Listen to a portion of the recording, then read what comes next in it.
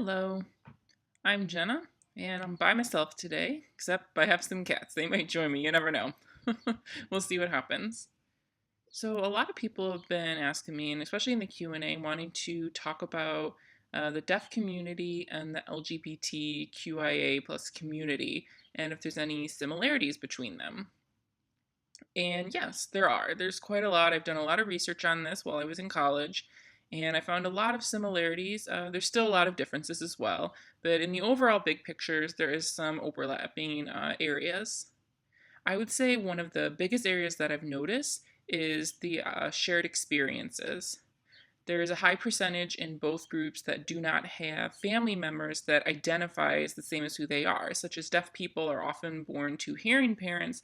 I'd say maybe 10% or less are actually born to deaf family members or generational deaf families, but most are not.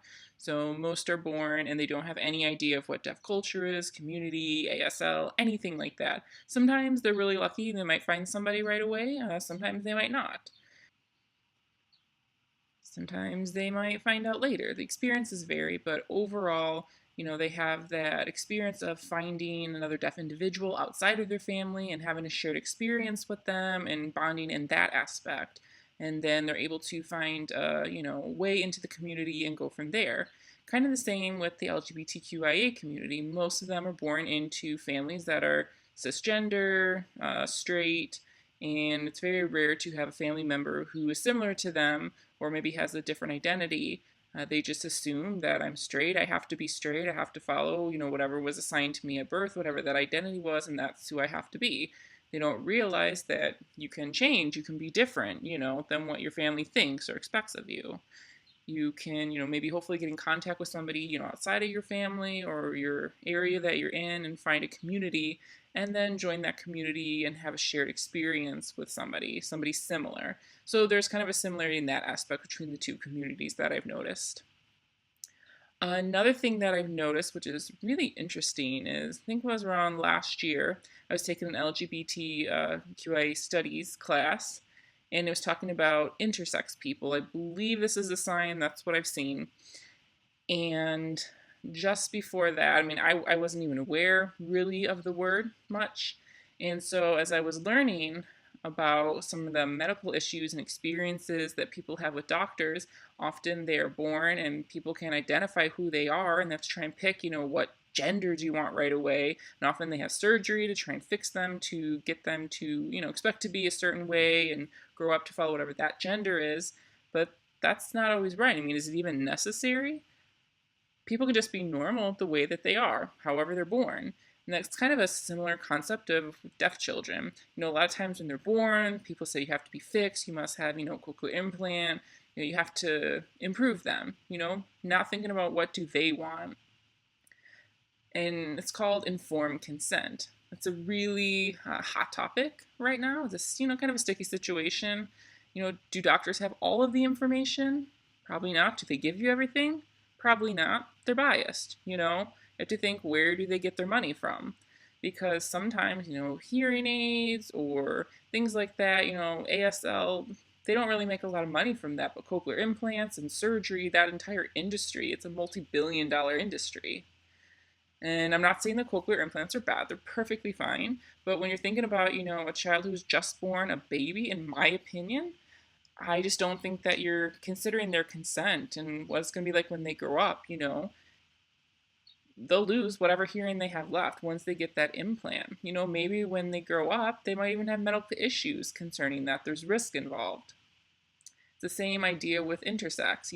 Once you're changed or you're fixed, so to speak, at birth, maybe later on that person might realize this isn't what I want and they can't go back because, that change, that fix is permanent. And a lot of times they are, people say, yeah, I've been affected by that. They have certain sexual feelings and they have problems with sex and they're like, well, I don't have that feeling anymore, because of the surgery. It affected their future. Or maybe they're forced to grow up as a boy or as a girl, and then they grow up and feel like, no, I'm actually the opposite. Or maybe I don't feel like either. And they really have a lot of internal struggle. So you never know. So that's another issue that I've noticed, which is an interesting parallel between the two groups. Another similarity that I noticed between the deaf community and the LGBTQIA community is an experience of discrimination and oppression. Now, there's different ways that that's experienced, but in the overall big picture, there's still the oppression of the groups. The deaf community is oppressed often by the hearing community, autist viewpoints, and that's kind of a daily experience. Not being respected, not being acceptive of their identity, and just letting the deaf people have their own language, have their own community, and respecting that. And the same with the LGBTQIA.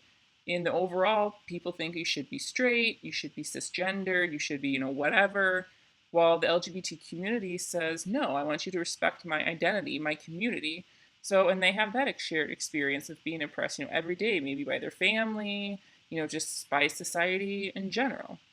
Always being discriminated or, oppressed and not having rights. There's a similarity, a parallel in that.